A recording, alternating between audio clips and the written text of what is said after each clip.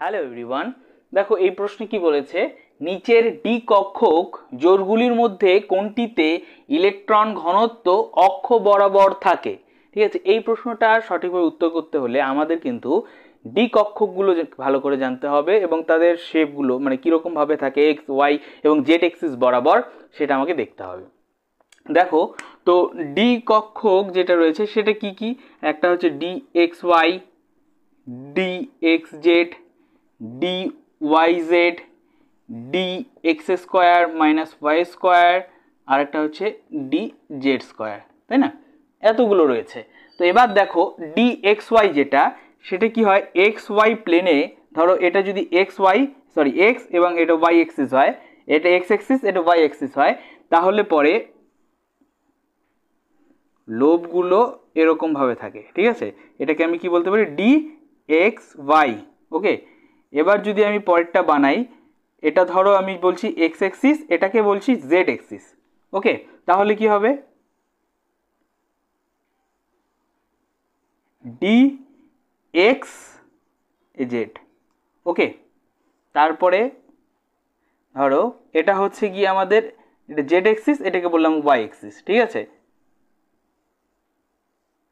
তাহলে পরে এটা হবে ডি ওয়াই জেড। ওকে, তাহলে এই যে এই তিনটে কিন্তু বানালাম আমি। ওকে, এবার দেখো আরো দুটো রয়েছে, একটা হচ্ছে গিয়ে ডি এক্স, এটা যদি আমি বলি এক্স এক্সিস, এটাকে যদি বলি ওয়াই এক্সিস, ঠিক আছে, তাহলে পরে এটা এরকম ভাবে D X square minus Y square হয়। ওকে, আর একটা রয়েছে ডি জেড স্কোয়ার। ওকে, এই ডি জেড স্কোয়ারটাকে এখানে বানাই। ডি জেড স্কোয়ার কিরকম, ধরো এটা হচ্ছে জেড এক্সিস। ওকে, এটা জেড এক্সিস, এটা এক্স বা ওয়াই যে কোনো একটা ধরতে পারো। ঠিক আছে, এক্স বা ওয়াই যে কোনো একটা ধরতে পারো। ওকে, তো এবার জেড এক্সিসটা কিরকম, সরি ডি জেড স্কোয়ারটা দেখতে কিরকম হয়, এরকম। ওকে, এটা একটা রিং এর মতন আছে। ঠিক আছে, এরকম হয় ডি জেড স্কোয়ার দেখতে। ওকে, এবার আমাদের প্রশ্নে কি বলেছে, আমাদের প্রশ্নে বলেছে যে কোনটিতে ইলেকট্রন ঘনত্ব অক্ষ বরাবর থাকে, কোনটিতে ইলেকট্রন ঘনত্ব অক্ষ বরাবর। দেখো এটার মধ্যে যদি ইলেকট্রন থাকে, এটা কি ডি এক্স ওয়াই, ঠিক আছে, তাই তো, ডি এক্স ওয়াই বা ডি এক্স জেড বা ডি ওয়াই জেড, এগুলোর মধ্যে যদি ইলেকট্রন থাকে, ধরো এখানে ইলেকট্রন, এখানে ইলেকট্রন, এখানে থাকে, এখানে থাকে ঘনত্ব। ঠিক আছে, এবার এখানে যদি থাকে তাহলে এগুলো কিন্তু কি এক্সিস বরাবর নয়, এক্সিসটা কোথায়, এই যেটা অক্ষটা কোথায়, এটা, তাই না? সুতরাং এই অক্ষে কিন্তু কোনো ইলেকট্রন দেখতে পাওয়া যাচ্ছে না, তাই না? কোনো ইলেকট্রন কিন্তু দেখতে পাওয়া যাচ্ছে না। তার মানে এক্সিস বরাবর এই তিনটের ক্ষেত্রে কোনো রকম ইলেকট্রন থাকবে না, অক্ষ বরাবর কোনো ইলেকট্রন থাকবে না। কিন্তু এখানে দেখো এটা হচ্ছে এক্সিস, ঠিক আছে, আর এটার মধ্যেই সেই লোবটা আছে, তাই না? তাহলে ইলেকট্রন থাকলে সেই লোবের মধ্যেই থাকে, তাই না? এই লোবগুলোর মধ্যেই তো ইলেকট্রন থাকে। তাহলে পরে কি বলতে পারি, D X square minus Y square, এর মধ্যে সেই এক্সিস বরাবর বা অক্ষ বরাবর কি রয়েছে, ইলেকট্রন রয়েছে।